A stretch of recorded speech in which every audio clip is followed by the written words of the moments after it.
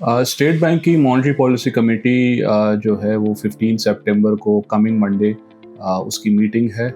जिसमें हम एक्सपेक्ट कर रहे हैं कि जो एमपीसी है वो आइंदा मॉनेटरी पॉलिसी के लिए की अनाउंसमेंट करेगी। और उसमें हमें लगता है कि एमपीसी स्टेटस को ही मेंटेन करेगी और जो पॉलिसी रेट है उसको 11% पे ही बरकरार रखेगी।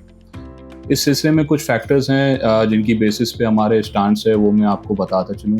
फर्स्टली तो ये कि अभी जैसे जो फ्लड की सिचुएशन मुल्क में देखी जा रही है, इसकी वजह से काफ़ी ज़्यादा डेवस्टेशन देखने को मिल रही है। और मोस्ट इम्पॉर्टेंटली जो हमें इसका एक डायरेक्ट कॉन्सिक्वेंस नज़र आना शुरू हो गया है इकॉनमी में, वो ये कि फूड प्राइसेस ने काफ़ी सब्सटेंशियल पिकअप किया है, स्पेशली जो वीट की प्राइस है और बाकी दूसरी कमोडिटीज़ वगैरह हैं।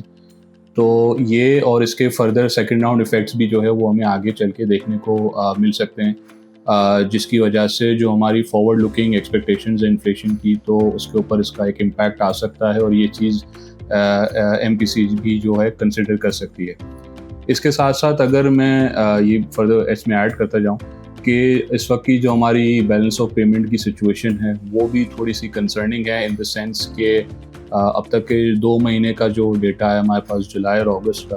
तो उसमें हमने देखा है कि करंट फिस्कल ईयर 26 में ट्रेड डेफिसिट में तकरीबन 29% का इंक्रीज़ आया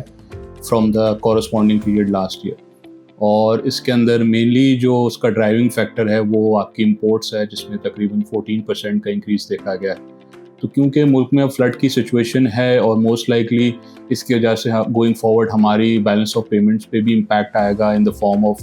हायर फूड इंपोर्ट्स, और फिर ये कि हमारी एक्सपोर्ट साइड पे भी चीज़ें थोड़ी सी वीक हो सकती है इसकी वजह से।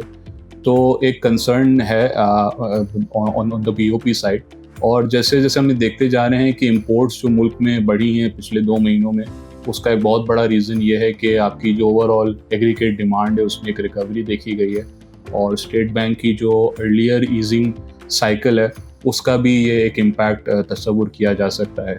सो हमें ये लगता है कि बैलेंस ऑफ पेमेंट्स को भी कंट्रोल करना और उसके कंसर्न्स को एड्रेस करना भी एमपीसी के माइंड में होगा, जिसकी वजह से वो स्टेटस को मेंटेन करने को प्रेफर करेंगे। फर्दर एक और चीज़ मैं इसमें ऐड करता जाऊँ कि जियोपॉलिटिकली अगर हम देखें तो सिचुएशन काफ़ी वॉलेटाइल है, जिसके अंदर अभी रिसेंटली इसराइल ने जो कतर में एयर स्ट्राइक्स की हैं, जिसमें उन्होंने हमास की लीडरशिप को टारगेट किया, तो वो एक डेवलपिंग स्टोरी है। और इस तरह की दूसरे भी मामलात हैं जियोपॉलिटिकली जो कि फ़िलहाल एक्टिव हैं, जिसमें आपका रशिया यूक्रेन कॉन्फ्लिक्ट है, प्लस ये कि यूएस के जो टैरिफ्स हैं इससे रिलेटेड अनसर्टेनिटीज़ भी अभी तक मार्केट में प्रिवेल कर रही हैं। तो हमें लगता है कि कमोडिटी प्राइसेस भी जो हैं वो फ़िलहाल वॉलेटाइल है और इनको काफ़ी ज़्यादा अपसाइड रिस्क है, इनको हमें देखने को मिल सकते हैं गोइंग फॉरवर्ड। तो ये भी एक चीज़ होगी जो कि एमपीसी के डिसीजन मेकिंग में जो है एक रोल प्ले करेगी। और फाइनली मैं आपको बताता चलूँ कि अगर हम असेस करते हैं पिछले मॉनेटरी पॉलिसी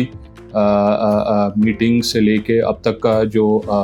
सिचुएशन है, specially in the your primary and secondary markets, तो वहाँ भी हमें देखा गया है कि जो आपकी यील्ड्स हैं उसके अंदर कोई ऐसा सब्सटेंशियल इंक्रीज़ या सब्सटेंशियल डिक्रीज़ जो है वो देखने को नहीं मिला, and that yields have actually